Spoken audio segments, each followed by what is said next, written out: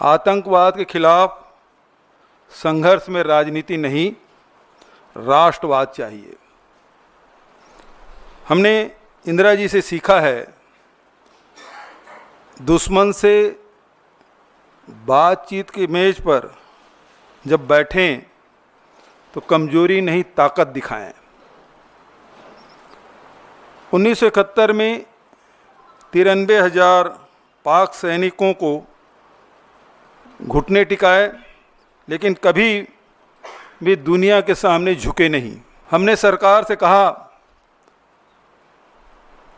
चाहे जितना बड़ा संकट आए, कांग्रेस आपके साथ है। जब पूरा देश सेना के साथ खड़ा था, भाजपा नेता ट्विटर पर यूपीए एनडीए की तुलना करके मुद्दे को राजनीतिक रंग देने में लगे थे।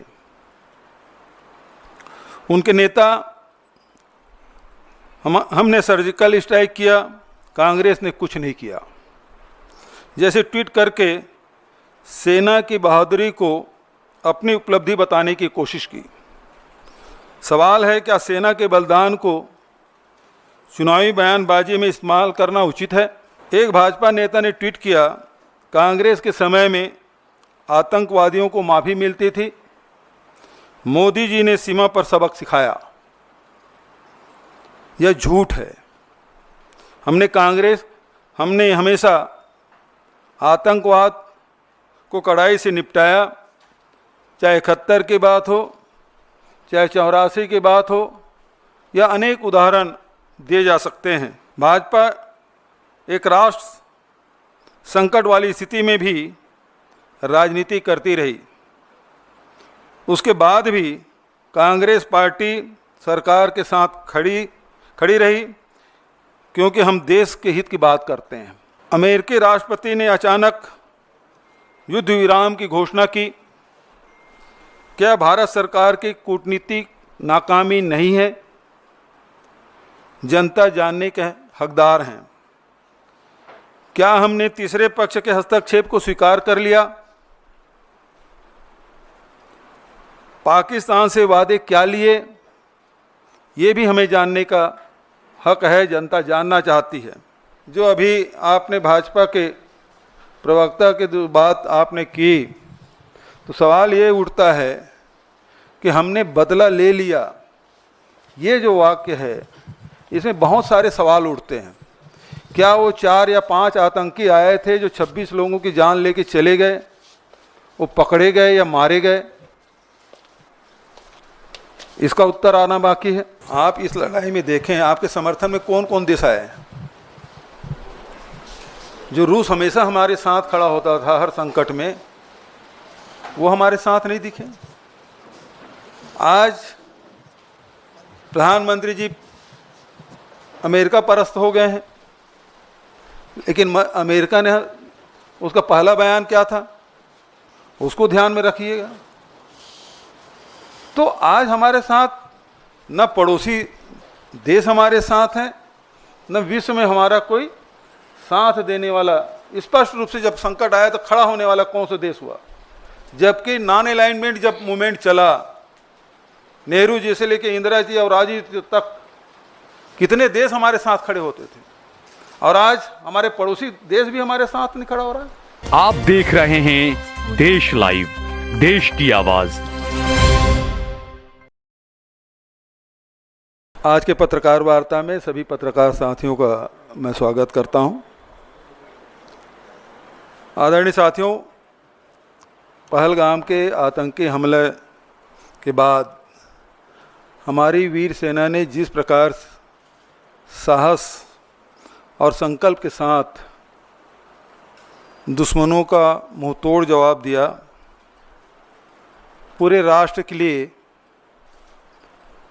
यह गर्व का पल था। हमारे जवानों ने 1965 में, 1971 में और कारगिल युद्धों में भारत की अखंडता को बचाया। 1971 में इंदिरा जी ने दुनिया को दिखा दिया था कि भारत किसी के सामने झुकने वाला नहीं है। आज भी हमारी सेना उसी जज्बे के साथ सीमा पर डटी हुई है। कांग्रेस पार्टी उनके साथ कंधा से कंधा मिलाकर खड़ी है। जब जब देश में संकट आया, कांग्रेस पार्टी ने राजनीति को पीछे रखा और राष्ट्रहित को प्रथम स्थान दिया। 1965 में लाल बहादुर शास्त्री जी ने जो नारा दिया, आज भी वह बहुत प्रसिद्ध है, जय जवान जय किसान। और इस नारा देकर उन्होंने राष्ट्र को एक सूत्र में बांधा। 1971 में इंदिरा जी ने अमेरिका के दबाव को ठुकराकर पाकिस्तान को धूल चटा दिया था। आज भी हमारा वही संकल्प है। आतंकवाद के खिलाफ संघर्ष में राजनीति नहीं, राष्ट्रवाद चाहिए। हमने इंदिरा जी से सीखा है, दुश्मन से बातचीत की मेज पर जब बैठें तो कमजोरी नहीं ताकत दिखाएं। 1971 में 93,000 पाक सैनिकों को घुटने टिकाए, लेकिन कभी भी दुनिया के सामने झुके नहीं। आज सरकार से पूछिए, क्या अमेरिका के दबाव में हमने अपनी नीति बदल दी? इस संकट की घड़ी में कांग्रेस ने सभी राजनीतिक कार्यक्रम रद्द किए। संविधान बचाओ रैली जैसे महत्वपूर्ण आयोजन को स्थगित किया गया ताकि देश में एकजुटता का संदेश जाए। हमने जय हिंद यात्रा निकाली, जिससे सेना का मनोबल बढ़े और जनता के बीच जनता आतंकवाद के खिलाफ एकजुट हो। हमने सरकार से कहा, चाहे जितना बड़ा संकट आए, कांग्रेस आपके साथ है। जब पूरा देश सेना के साथ खड़ा था, भाजपा नेता ट्विटर पर यूपीए एनडीए की तुलना करके मुद्दे को राजनीतिक रंग देने में लगे थे। उनके नेता हमने सर्जिकल स्ट्राइक किया, कांग्रेस ने कुछ नहीं किया। जैसे ट्वीट करके सेना की बहादुरी को अपनी उपलब्धि बताने की कोशिश की।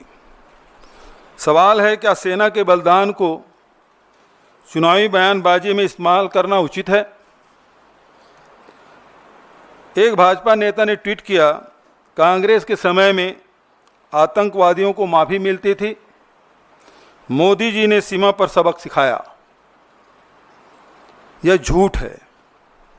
हमने हमेशा आतंकवाद को कड़ाई से निपटाया, चाहे 71 की बात हो, चाहे 84 की बात हो, या अनेक उदाहरण दिए जा सकते हैं। हमने स्पष्ट संदेश दिया कि भारत की एकता से खिलवाड़ बर्दाश्त नहीं। कांग्रेस ने पूरे देश में जय हिंद यात्रा निकाली, जो सशस्त्र बलों के पराक्रम को सलाम और आतंकवाद पीड़ितों को श्रद्धांजलि देने की मुहिम है। यह यात्रा सेना की वीरता को याद करते हुए समाज में मेलजोल और राष्ट्रीय एकता बढ़ाने का माध्यम भी बनी। दूसरी तरफ भाजपा एक राष्ट्र संकट वाली स्थिति में भी राजनीति करती रही। उसके बाद भी कांग्रेस पार्टी सरकार के साथ खड़ी रही, क्योंकि हम देश के हित की बात करते हैं। अब हम पारदर्शिता की मांग करते हैं। अमेरिकी राष्ट्रपति ने अचानक युद्ध विराम की घोषणा की। क्या भारत सरकार की कूटनीतिक नाकामी नहीं है? जनता जानने के हकदार हैं। क्या हमने तीसरे पक्ष के हस्तक्षेप को स्वीकार कर लिया? पाकिस्तान से वादे क्या लिए, ये भी हमें जानने का हक है। जनता जानना चाहती है। कांग्रेस की मांग मैं फिर से दोहरा देना चाहता हूं, जो राहुल जी और खड़गे जी ने पत्र लिखकर कहा कि संसद की विशेष सत्र बुलाई जाए और उसमें सभी दलों को बताएं कि युद्ध विराम की शर्तें क्या हैं। आज पूरे देश में जो घटनाक्रम घटी है, 22 अप्रैल से लेकर आज तक, जहां हमारे 26 लोगों की जान गई, पूरा देश उद्वेलित था कि आतंकवाद को समाप्त कर दिया जाए और उस दिशा में कांग्रेस पार्टी ने भी समर्थन दिया। सरकार जो भी कदम उठाए हम उनके साथ हैं। सरकार ने कदम भी उठाए, सेना से एक खुली छूट उन्होंने दी और हमारे सेना ने आतंकी ठिकानों को नेस्त नाबूद किया। लेकिन उसके बाद जिस प्रकार से ट्रंप का जो ट्वीट आया है, वो सब हम सबको चौंकाने वाला है। सभी अचंभित हैं और इससे बहुत सारे सवाल हम सब के मन में हैं। क्या हमने ट्रंप के जो बयान आए उससे हमने मध्यस्थता स्वीकार कर ली? क्या शिमला समझौता अब रद्द हो गए? हम लड़ाई आतंकवाद के खिलाफ लड़ रहे थे, यहाँ कश्मीर इस मामले में बीच में आ गया। ये बहुत सारे सवाल हैं और इसलिए कांग्रेस पार्टी ये मांग करती सरकार से कि ऑल पार्टी मीटिंग बुलाए और संसद के विशेष सत्र बुलाए जाए ताकि स्थिति स्पष्ट हो सके। जनता जानना चाहती है और ये जो शंका के जो माहौल बना हुआ है वो बादल छटना चाहिए कि सरकार ने क्या वर्षों से चली आ रही हमारी जो रणनीति है उसे बदल दिया गया है, ये जानना चाहती है। आप लोगों की तरफ से कोई सवाल हो तो सादर आमंत्रित। सर, आपने पूछा कि क्या मॉडलिटी सीज फायर की देश को बताना चाहिए। निशिकांत दुबे हैं, सांसद हैं, उनका ये कहना है कि मोदी जी ने ये फैसला मानवता को बचाने के लिए लिया है। तो आपको लगता है कि ये भी एक कारण? देखिए, सवाल हम सरकार से पूछ रहे हैं, निशिकांत दुबे जी से नहीं। निशिकांत दुबे जी सांसद हैं, वरिष्ठ सांसद हैं। हो सकता है उनके ब्लू आई बॉय हो और उसके बहुत सारे जो बयान हैं जो चर्चित रहे हैं, जिस प्रकार से सुप्रीम कोर्ट के खिलाफ उन्होंने टिप्पणी की, वो सब जानते हैं और उसे किनारा कर लिया गया। तो मैं नहीं समझता कि ये सरकार की तरफ से कोई बयान है। सरकार जवाब दे, क्यों विशेष सत्र नहीं बुला सकती? इसके पहले भी देखें, जब भी युद्ध होता रहा है उस समय दोनों सदन चले हैं, ये रिकॉर्ड में है। अब क्यों नहीं हो सकता? क्योंकि इतनी बड़ी घटना घटी और उस घटना के बारे में जानकारी लेने का सबको अधिकार है। देश जानना चाहती है। सर, कांग्रेस पार्टी की तरफ से कहा जा रहा है कि ये डिप्लोमेटिक फेलियर जो है, ये डिप्लोमेटिक फेलियर है सरकार का। पहले आईएमएफ की जो मीटिंग हुई थी उसमें अपनी तरफ वोट्स नहीं ले पाए और शाम को यूएस प्रेसिडेंट ने आकर डिक्लेयर किया कि ये जो है सीज फायर हो गया है दोनों पार्टीज के बीच में। तो आपको क्या लगता है, क्योंकि आज जो बीजेपी की प्रेस कॉन्फ्रेंस हुई उसमें साफ कर दिया गया पहलगाम का बदला ले लिया गया है, आप लोग क्या मानते हैं कि कहीं ना कहीं सरकार का भी एक कम रहा है? सबसे पहली बात तो ये है कि युद्ध जब ये लड़ाई चल रही थी उस बीच में पाकिस्तान को आईएमएफ के द्वारा $1 बिलियन उसको दिया जाना, और उसमें जब फैसले हो रहे थे तो हमारे प्रतिनिधि वहाँ नहीं थे। दूसरी बात ये है कि अमेरिका के राष्ट्रपति का ट्वीट पहले आता है और उसके बाद दोनों देशों के बयान आते हैं, तो निश्चित रूप से ये कूटनीतिक नाकामी है, इसको सरकार को मानना चाहिए। दूसरी बात, जो अभी आपने भाजपा के प्रवक्ता के जो बात आपने की, तो सवाल ये उठता है कि हमने बदला ले लिया, ये जो वाक्य है इसमें बहुत सारे सवाल उठते हैं। क्या वो 4 या 5 आतंकी आए थे जो 26 लोगों की जान लेके चले गए, वो पकड़े गए या मारे गए? इसका उत्तर आना बाकी है। दूसरा, जब सरकार ने इसे चूक मान ली है तो जिम्मेदारी किस पे ठहराया जा रहा है? कौन उसकी जिम्मेदारी लिया, उसके लिए क्या उसकी सजा मुकर्रर की गई? क्या गृह मंत्री जी इस्तीफा दे रहे हैं?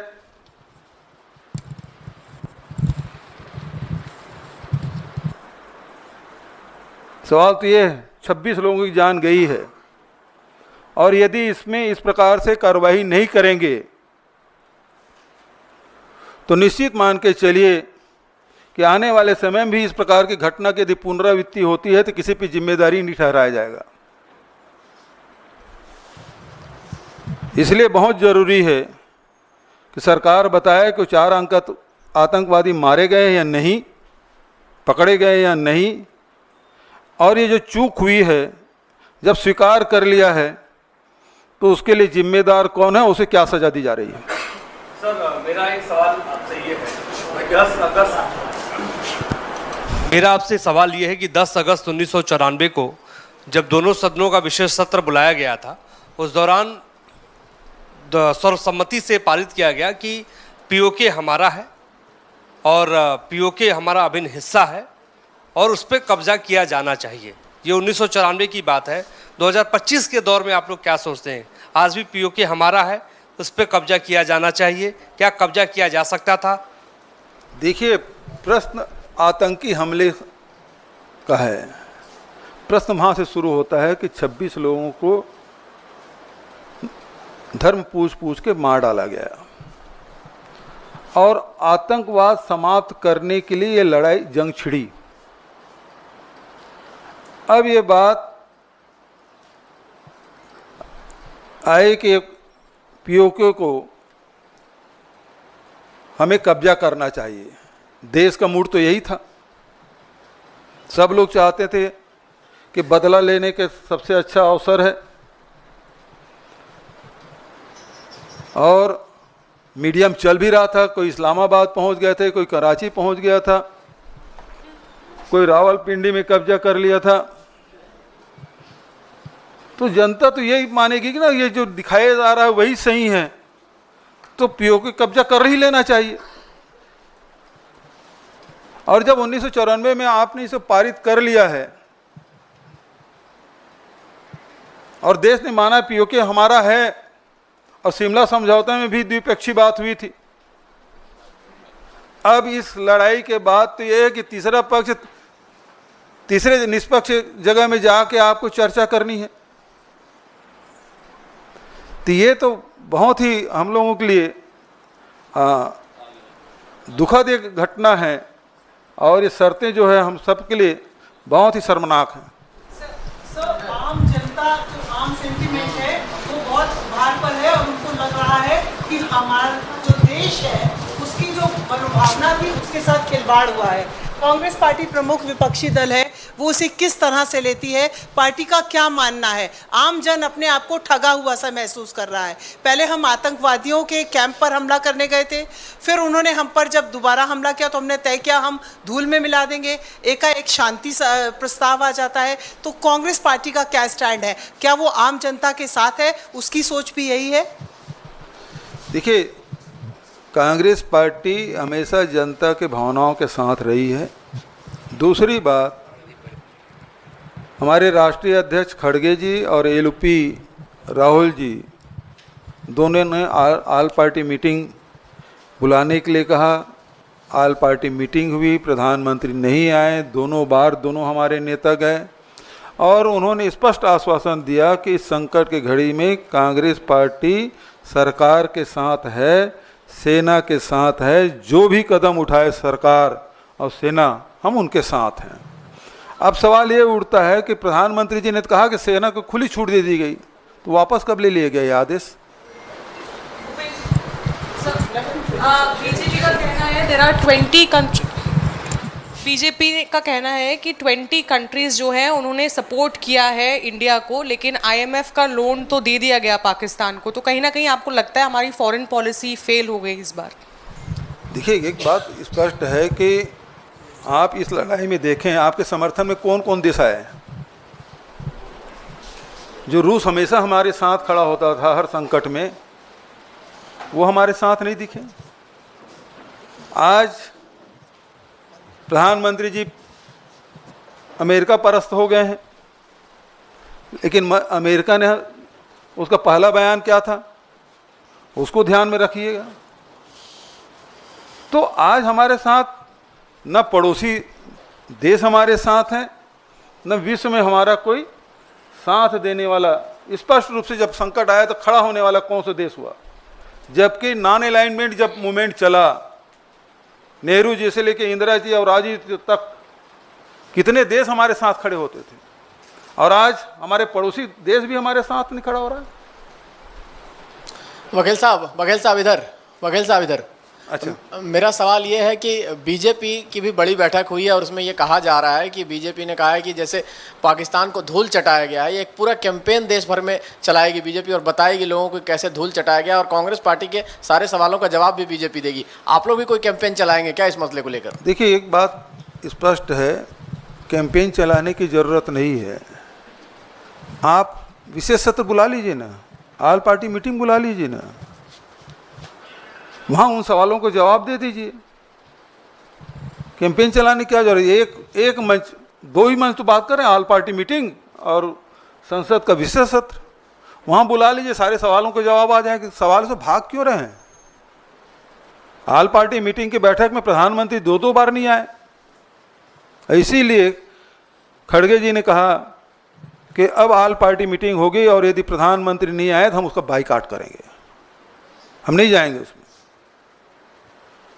बघेल जी, मेरा सवाल है कि जिस तरह से आपने भी कहा, जिस तरह से भारत और पाकिस्तान के बीच युद्ध विराम एक तीसरे देश की मध्यस्थता के बाद हुई और इसकी औपचारिक घोषणा भी किसी तीसरे मुल्क के राष्ट्रपति ने की है, क्या आपको ये लगता है कि भारत सरकार के परंपरागत रूप से जो स्टैंड थे उसके साथ खिलवाड़ हुआ है और देश की जनता के भावनाओं के साथ विश्वासघात हुआ है? बिल्कुल, दोनों आपके दोनों सवाल में ही उसका उत्तर है कि हम वर्षों से जो हमारी जो विदेश नीति रही है उसमें बदलाव हुआ है, यही तो हम सवाल कर रहे हैं, क्या आपने बदल दिया है? दूसरा, देश की जनता के साथ के भावनाओं के साथ खिलवाड़ हुआ है, देश की जनता अचंभित है, ये कैसे हो गया? कि जो विश्व गुरु की बात होने की बात करते, विश्व गुरु को छोड़ दीजिए, उसके पहले भी आप देख लीजिए कि नेहरू जी से लेके इंदिरा जी और राजीव जी तक के जो नॉन अलाइनमेंट वाली बात एक ताकत के रूप में भारत को देखा जाता था, आज अमेरिका जो भी कहे हम सुनने और मानने के तैयार हैं। 1000 साल पुराना हमारी समस्या है कश्मीर, वो एक बार नहीं दो बार बोल रहे हैं ट्रंप जी, लेकिन उसका प्रतिवाद भी हम नहीं कर पा रहे। हमारी स्थिति ये हो गई है, इतनी दयनीय स्थिति हमारी हो गई है। बघेल साहब, सर 2 सवाल है। पहला ये है कि सत्ता पक्ष ये कह रहा है कि जो ऑपरेशन सिंदूर था उसमें 100% जो ऑब्जेक्टिव था, लक्ष्य था, वो हासिल किया गया है। वो संतुष्टि जता रहे हैं पूरे ऑपरेशन सिंदूर से।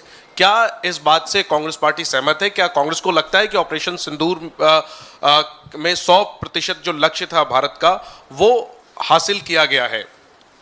यदि ऐसा है तो विशेष सत्र क्यों नहीं बुलाते?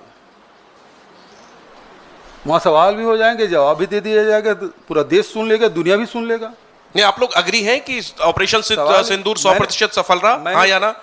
मैंने पहले आपको कहा कि यदि 26 लोग की जाने गई है, वो 4 या 5 जितने भी आतंकवादी रहे पकड़े गए क्या? यदि पकड़े नहीं गए हैं तो आपके ऑपरेशन सिंदूर कैसे सफल मानेंगे आप? दूसरा, उसके जिम्मेदार कौन है इस चूक का? आपने, आपके ही आश्वासन पर तो लोग वहाँ कश्मीर गए, अब सब कुछ सामान्य है, आप चले जाइए, सब परिवार के साथ गए और परिवार के सदस्यों को से बिछड़ के वापस आ गए। बघेल साहब, हमने देखा है कि ये कहा गया है कि युद्ध विराम हुआ है, अभी जिस तरीके हालात हैं वो पूरी तरीके से सामान्य नहीं है। सेना की ओर से ये भी कहा गया कि अगर युद्ध विराम का उल्लंघन होता है तो वो उसका माकूल जवाब देंगे। तो इस बीच हम देख रहे हैं राजनीतिक लड़ाई जिस तरीके से उभरी है, क्या वो बीजेपी की ओर से, आपकी ओर से, तो जो एकता बनी थी या एक्शन को लेकर जो सहमति बनी थी, क्या वो बिखर गई है? क्या एक्शन अगर होता है तो उसको समर्थन रहेगा? जितने सवाल आप पूछ रहे हैं ना, प्रधानमंत्री जी पत्रकार वार्ता क्यों नहीं लेते? ये सवाल आपको पूछने का मिल जाता। यदि प्रश्न को उत्तर नहीं देना चाहते तो विशेष सत्र बुला लीजिए, ऑल पार्टी मीटिंग बुला लीजिए, आपके तरफ से हमारे पार्टी के सदस्य लोग सवाल पूछ लेंगे, सांसद लोग सवाल पूछ लेंगे। और सवाल इस बात का है कि यदि सीज फायर हुआ, उसके बाद भी 300-400 ड्रोन गिराए हिंदुस्तान में, अटैक उन्होंने किया, क्या जवाब दिया आपने? यदि सेना का हाथ नहीं बांधे होते तो जवाब नहीं देते। एक तरफ सेना खुली छूट की बात करते हैं, दूसरी तरफ ड्रोन को हम केवल रोक ही रहे हैं, अटैक नहीं किए। उल्लंघन कर दिया तो लड़े क्यों नहीं आप? बघेल जी, आपने सवाल उठाया इंदिरा गांधी जी का, उससे पहले कांग्रेस पार्टी लगातार सपोर्ट कर रही है, आपने भी कहा, तो क्या भारत का पक्ष इस पूरे जिस तरीके से सीज़फायर हुआ, इसमें क्या भारत का पक्ष आप मानते हैं कि कमजोर हुआ है? देश अपने आप को ठगा हुआ महसूस कर रहे हैं, अपमानित महसूस कर रहे हैं, शर्मिंदित हैं। जिस प्रकार से ट्रंप ने जो घोषणा की है, जो हमारा मस्तक है वो झुका है, इसीलिए तो हम विशेष सत्र की मांग कर रहे हैं। ठीक है, थैंक यू।